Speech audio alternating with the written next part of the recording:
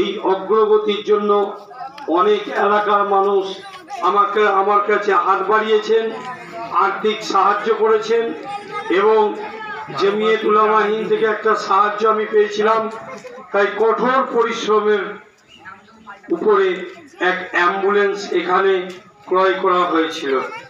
যদিও আমার ব্যক্তিগত হলেও সমাজের যাতে কাজে লাগে, সমাজের মানুষের যাতে কাজে লাগে, রাত্রে কারো অক্সিজেনের যাতে প্রয়োজন হয়, সেই অসুস্থ মানুষদের পরিষেবা দেওয়ার জন্য এই অ্যাম্বুলেন্স পরিষেবাকে চালু করা হলো 2024-এ 18ই ফেব্রুয়ারি।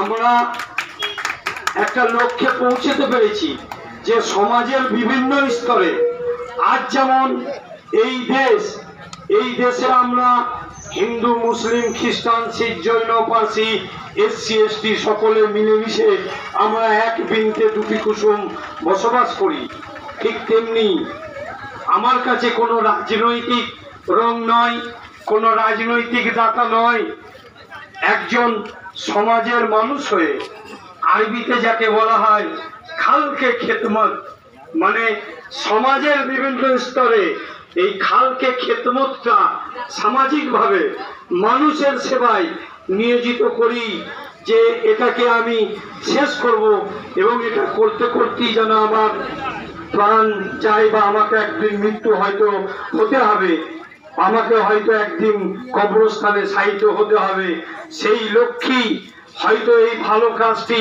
থেকে যাবে। এই রকম কাজ আরো অন্য মানুষের সহযোগিতা আমার প্রয়োজন পড়ছে। তারা যেমন আমার কাছে মানে আমার সঙ্গে কাঁধে কাঁধ মিলিয়ে বিভিন্ন প্রান্তে মানুষের সেবা দেওয়ার জন্য ছুটে যায়।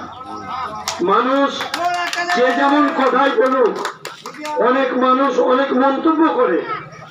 আমাদের লক্ষ্য মন্তব্য থেকে বাইরে বেরিয়ে মানুষ উপকৃত হচ্ছে কিনা।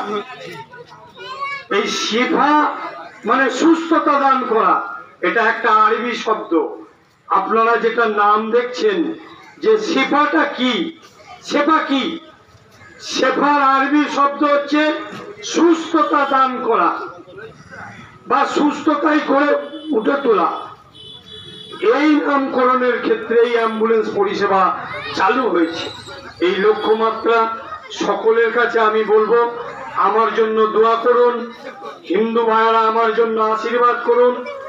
আমার এই অ্যাম্বুলেন্স কোনো রাজনৈতিক আঙিনা দেখে না, কোনো জাত ধর্ম দেখে না, যে ওই এসটি আদিবাসী ওর অসুস্থতায় এই গাড়িতে সে উঠবে না, এরকম নয়, এটা ভুল ভাবনা।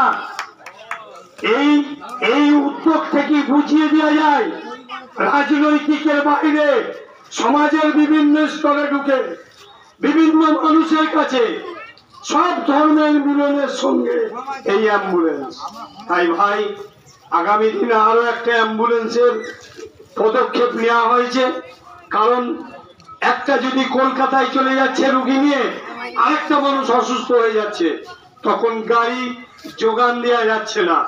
আপনাদের দোয়া এবং আপনাদের আশীর্বাদে আশা করি 2025-এর মধ্যে আরো একটি অ্যাম্বুলেন্স নিয়ে এখানকার মানুষ যাতে সুষ্ঠুভাবে পরিষেবা পায়, তার লক্ষ্যে আমরা এগিয়ে যাব।